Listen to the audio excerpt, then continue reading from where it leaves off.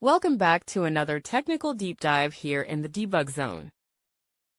Today, we're tackling a big question and breaking it down with insights from other users. Hopefully, this clears up some misconceptions and helps you get the answer you need. So, buckle up, stay a little curious, and let's jump right in.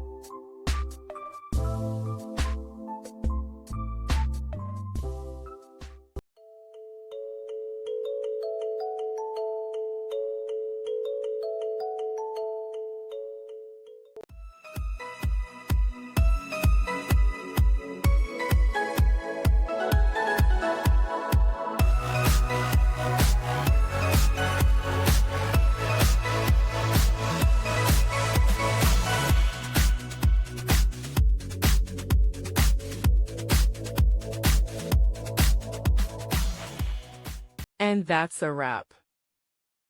I hope you found the answer you were looking for. If you did, take a second to hit that subscribe button. It really helps out. And let me know in the comments which solution worked best for you. See you next time in the debug zone.